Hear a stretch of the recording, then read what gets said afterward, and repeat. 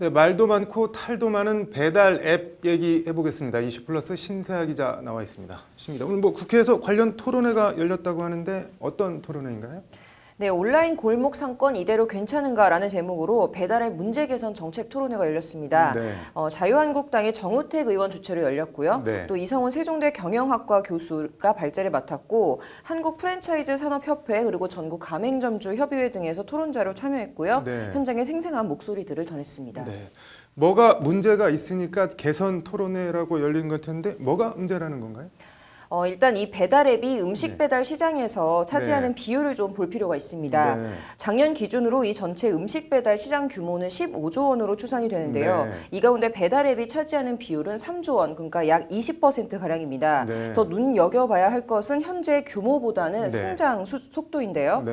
2013년 이용자 수 87만 명, 거래 규모 3,347억 원이었던 배달앱 시장은 지난해엔 거래 규모 3조 원, 이용자 수 2,500만으로 불과 4년 만에 거래 규모로는 10배, 이용자 수 기준으로는 30배 가까이 급증을 했습니다. 말 그대로 폭발적인 성장세인데요. 네. 업계에선 올해 거래 규모는 5조 원, 또 수년 안으로는 10조 원 이상으로 배달앱 시장 규모가 커질 것으로 전망을 네. 하고 있습니다. 뭐 음식 배달 시장이 배달 앱 위주로 뭐 재편이 빠르게 되고 있다는 건데 뭐 부작용이 많은 모양이네요.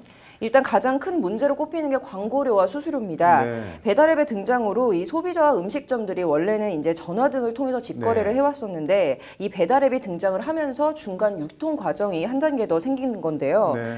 이 배달앱의 영향력이 커지다 보니까 울며 겨자 먹기로 그전에는 안 내도 됐던 이 광고료와 수수료를 그것도 아주 높은 가격으로 네. 내고 이용할 수밖에 없다는 게 소상공인들의 하소연입니다. 네. 그래서 오늘 이와 관련 이재광 전국 가맹점주 협의회 의장은 오늘 토론회에서 배달앱 서비스가 우리 사회를 많이 바꾸고 또 편리하게 하고는 있다. 하지만 그 변화와 편리함의 뒤에서 숨이 넘어가는 사람들도 있다. 이렇게 표현을 했습니다. 뭐 어느 정도나 심한데 숨이 넘어간다 뭐 이런 표현을 쓴 건가요? 일단 업체들이 가장 힘들어하는 것은 광고료인데요. 네. 정액제가 아니라 입찰 방식입니다. 그러다 네. 보니까 광고료를 많이 낼수록 상단에 노출을 시키다 보니까 네. 광고료 지출이 천정부지로 치솟는 겁니다. 네.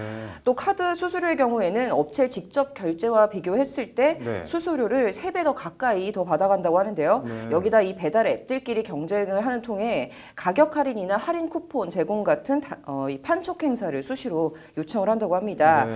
또 여기에 더 나아가서 이 배달앱에서 자체 생산하는 또 일회용 소모품 등의 판매를 말이 좋아 유도지 사실상은 이 강요하는 등 이 우월적 권력을 남용한 이 갑질을 행사하고 있다는 게 토론회 네. 참가자들의 지적입니다. 그래서 한마디로 이 제주는 곰이 넘고 돈은 이 배달앱들이 벌어간다라는 게 토론회 참가자들의 말입니다. 네.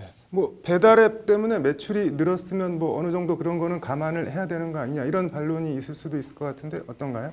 일단은 그게 착시 현상이다라는 게 오늘 발제를 맡은 이성훈 세종대 교수의 말입니다. 네. 배달앱 이전과 배달앱 이후 이 배달 음식 시장 매출 자체에는 큰 변화가 없고 네. 주문 방식만 바뀌었다 이런 것뿐인데 네. 마치 이 배달앱 때문에 시장 자체가 커진 것처럼 잘못이 인식이 돼 있고 네. 또 이 틈을 타서 이 배달 회사들이 신종 갑질을 하는 것을 정당화하고 있는 것 아니냐라는 게 이 교수의 지적입니다. 네. 뭐 일리가 있어 보이는데 배달앱들 이런 뭐 갑질을 뭐 규제하거나 제어할 뭐 방법 같은 게 없는 모양이네요. 일단 현재 배달앱 시장은 배달앱 민족, 요기요, 또 배달통 이 세 개 회사가 거의 완벽한 독점 네. 체제 구조인데요. 우리가 어떤 민족인가라는 이 광고 카피가 굉장히 유명하긴 한데 네. 사실 배달의 민족이나 요기요, 배달통 사업자는 모두 외국계 자본이 대주주인 네. 외국계 회사라는 게 좀 흥미롭습니다. 네. 그런데 이 문제는 통신 판매업으로 분류되는 이 플랫폼 운영 사업자의 경우에는 이 거래 행위를 규율하는 법 자체가 아직은 네. 없다는 건데요. 이 때문에 오늘 토론회에서는 이 배달의 음식 사업자와 배달의 운영자 간의 공정거래 질서를 확립할 수 있도록 공정거래법 개선 작업이 필요하다라는 지적이 강하게 나왔습니다. 네. 뭐 다른 해결책으로는 어떤 게 더 나왔나요? 일단 광고료의 경우에는 네. 우리 자영업의 이 등골을 빼먹는 현재 경쟁 입찰 방식이 아닌 정액제로 상한선을 둬야 네. 한다라는 이런 의견이 나왔고요. 네. 광고 방식에서도 이 내는 광고료에 따라서 줄을 세우는 이 현재의 업소 추천 방식이 아니라 네. 뭐 지역별, 업종별, 또 브랜드별 검색 방식으로 바꿔야 한다는 대안이 제시가 됐습니다. 네. 그리고 이 지나치게 높은 카드 수수료 같은 경우에도 네. 통상적인 수준으로 제한을 해야 한다라는 의견과 함께 또 멀리 봤을 때는 소비자가 직접 참여를 하는 이 배달앱 사회적 기업 구축 등 여러 가지 의견들도 나왔습니다. 네, 뭐 그게 뭐든 어떤 분야든 좀 같이 먹고 살았으면 좋겠네요. 오늘 잘 들었습니다.